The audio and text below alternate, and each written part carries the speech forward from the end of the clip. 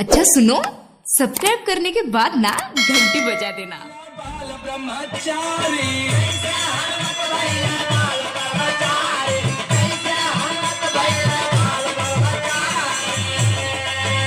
अरे चर्चा तू हर गाँव में दुनिया सारी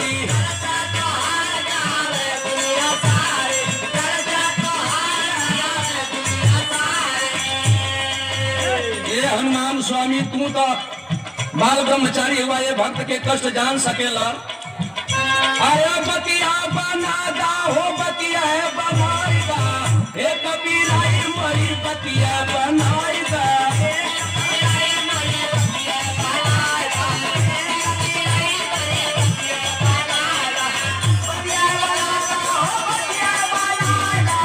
हे कबीरा मरी बतिया बनाईदा।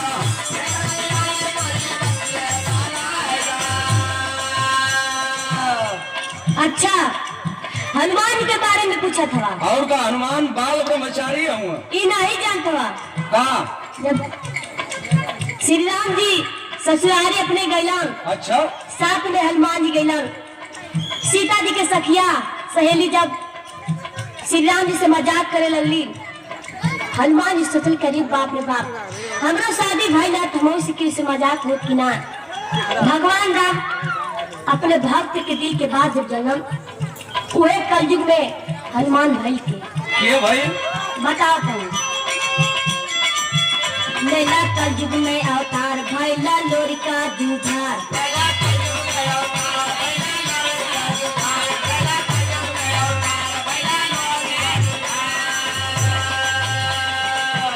नैला कलयुग में अवतार भइला लोरी का जूझार। कैला चनवा उधार दुपा हरिया।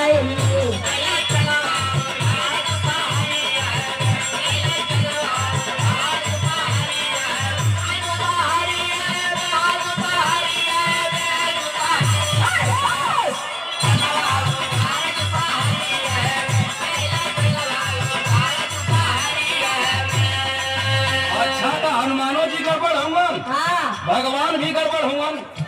और यार तोरे बात में बड़ा दम लगत बा। ए भगवान अब हमके माफ करिहा। हई लाए अपन कंठी आ हई लाए अपन माला, हई सरंगी गुदरी अब अपन समारा हम चलत है अपन दुनिया बसावे।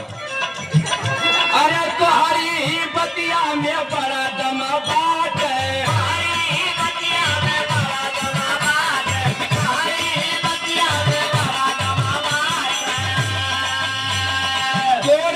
कंठी ना कौन गमा बात